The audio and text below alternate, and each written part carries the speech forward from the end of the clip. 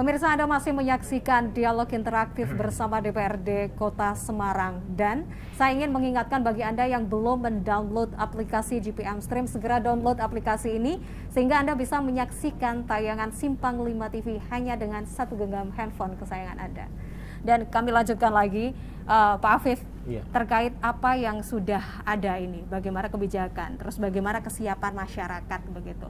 Semua seolah nampak ini berjalan lancar, tapi apa yang sebenarnya masih diresahkan atau yang masih menjadi PR besar atau misi yang masih akan dicapai di bulan suci Ramadan pada tahun ini?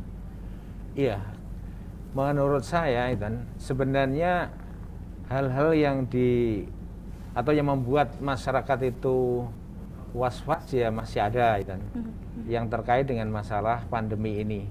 Terus yang kedua tadi yang terkait dengan vaksinasi. Vaksinasi ini memang terjadi perbedaan pendapat di kalangan para ulama. Tetapi pemerintah mengambil pendapat yang mengatakan boleh. Tapi ada sebagian kelompok ya masyarakat, kelompok umat Islam itu yang bersikukuh ya mengikuti pendapat yang mengatakan tidak boleh. Mungkin ini pendapatnya Syafi'iyah ya, pengikut mazhab Syafi'i yang itu kan terkait dengan masalah suntik gitu. Betul. Nah, ini yang mungkin PR kita ya sebagai pemuka, sebagai tokoh gitu, harus bisa mensosialisasikan fatwa dari MUI ya kan, dari Kemenak gitu terkait dengan masalah vaksinasi supaya masyarakat ini tidak resah, tidak merasa tidak tenang gitu. Tetapi masyarakat ini supaya bisa mengikuti vaksinasi ini sesuai dengan jadwal gitu. Kemudian berikutnya ya bahwa masyarakat kita ini memang sudah mendambakan, merindukan dengan adanya Ramadan bersama-sama, Ramadan bersama bersolat, melaksanakan sholat jamaah di masjid, di musola ini. Nah, mudah-mudahan dengan kebersamaan ini ya akan banyak hal yang diambil manfaatnya. Pertama tentang sosialisasi sebagai makhluk sosial dan kemudian yang kedua akan mendapatkan manfaat dari jamaah itu karena berjamaah itu kan saling melengkapi ya, saling menguatkan. Berbeda memang sholat sendiri di rumah, berbeda dibandingkan dengan sholat berjamaah. Kan ada motivasi dari hadis ya bahwa sholat jamaah itu lebih utama daripada sholat sendirian ya. Kemudian dengan berjamaah ini nanti doa-doa ya dilantunkan, yang dipanjatkan itu akan mendapatkan ijabah atau diijabahi oleh Allah Subhanahu wa taala.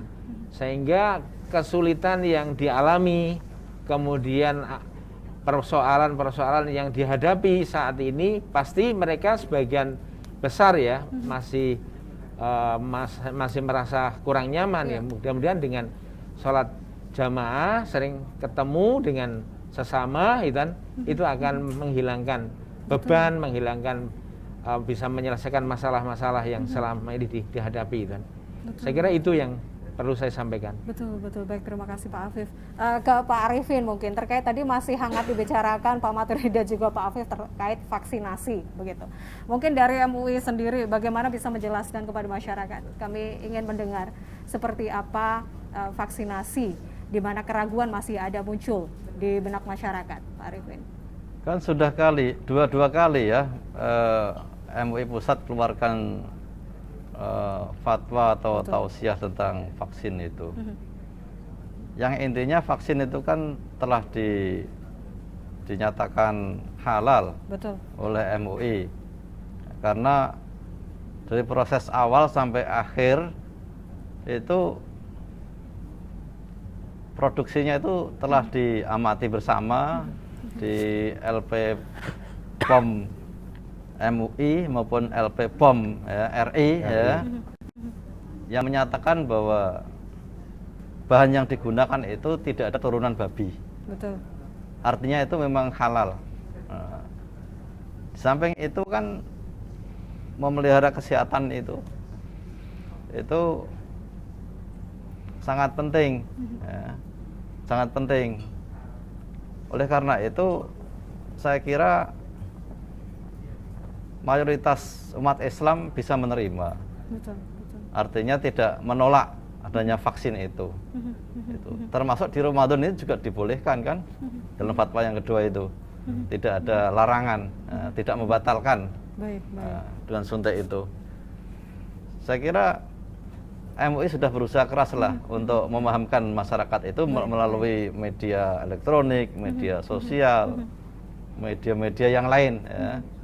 Bahkan di majelis-majelis taklim ya, semua telah disosialisasikan. Dan alhamdulillah pengurus MUI semuanya sudah vaksin. Iya, alhamdulillah. Saya sudah 2 kali divaksin, sudah suntik. Dan kami telah siap memberikan contoh Baik, tuh baik, bahwa baik. apa Bahwa itu aman, ini halal, loh, dan kami aman, halal, tidak ada. Tidak perlu diragukan lagi Tidak perlu bagi diragukan masyarakat, lagi, ya. meskipun itu pada bulan suci Ramadan, begitu ya iya. Pak ya. Terkait masih menyambut bulan suci Ramadan di tengah pandemi. Salah satu kegiatan yang saya baca melalui artikel organisasi internasional, Muslim Internasional juga menyebutkan banyak sekali teknologi-teknologi yang dimunculkan untuk memudahkan Muslim beribadah. Salah satunya mungkin bersedekah atau zakat dengan menggunakan teknologi-teknologi atau aplikasi-aplikasi tertentu begitu. Bagaimana dengan Kota Semarang sendiri, Pak Afif? Iya, di Kota Semarang ini saya tidak tahu ya kalau yang Basdanya ini. Tapi kalau lembaga-lembaga amil zakat yang ada di Kota Semarang, saya sebut misalnya Al-Aziz, kemudian ada Rumah Zakat, kemudian ada DPU, DT dan yang lainnya. Sebagian di antara mereka itu sudah menyediakan aplikasi berzakat, berinfak, bersedekah, wakaf itu melalui aplikasi khusus, jadi tidak diterima secara langsung, dijemput secara langsung, ya. Ini luar biasa ini perkembangan di zaman kita sekarang ini, Tuan.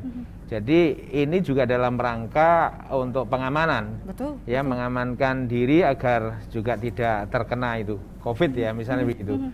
Dan ini juga sangat memudahkan bagi umat Islam itu. Terus kemudian yang kedua terkait dengan masalah kegiatan berzakat ini kan. Ini juga ada sebagian yang dihimpun melalui masjid, musola, itu biasanya yang sudah merupakan tradisi tradisi betul. Di akhir Ramadan itu kan panitia takmir membentuk kepanitiaan zakat itu kan. Jadi penyaluran lewat masjid, lewat musola, kemudian dibagikan di sekitar ya lingkungan situ. Jika misalnya berlebih, kemudian dioper, disalurkan ke desa atau RW yang lainnya itu kan. Ini sebuah kegiatan yang positif saya kira. Betul, walaupun memang secara undang-undang ya, kalau kita buka undang-undang zakat itu sebenarnya masjid, musola tidak boleh menghimpun ya. Tetapi ya karena ini tradisi sudah lama sudah ada, yang penting takmir panitia itu bertanggung jawab terhadap hal itu, tidak kemudian untuk memperkaya diri itu. Saya kira itu. Baik. Pak Maturi, terkait dengan memaksimalkan teknologi yang ada di mana di tengah pandemi, ini juga menjadi salah satu faktor untuk tetap menjaga protokol kesehatan, yaitu social distancing gitu. Bagaimana memaksimalkan teknologi itu bagi pemerintah Kota Semarang sendiri, khususnya untuk menunjang kegiatan-kegiatan beribadah di bulan puasa? Ya, menyambung terkait dengan masalah zakat di Kota Semarang ya. Sejak awal atau lebih dulu Kota Semarang ini sudah care terhadap zakat itu sendiri ya.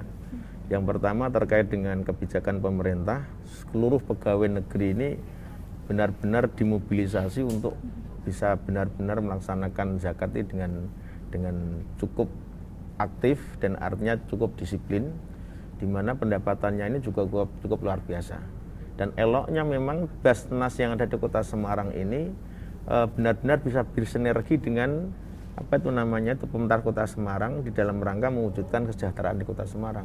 Tidak hanya membagikan uang atau sembako saja kepada masyarakat Kota Semarang yang memang termasuk mustahiknya, orang-orang yang berat menerima zakat, tetapi melihat sisi kemanusiaan terkait termasuk bedah rumah dan sebagainya pun juga bisa diintervensi oleh dana-dana zakat. Bahkan yang namanya lembaga pengembangan Al-Quran, LPTQ pun juga bisa difasilitasi oleh zakat itu sendiri.